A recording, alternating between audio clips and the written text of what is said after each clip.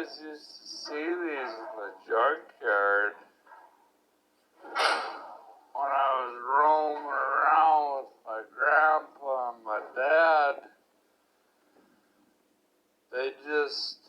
The straight eights, they went with them for so long. It was actually one of the reasons they kind of petered out and eventually died.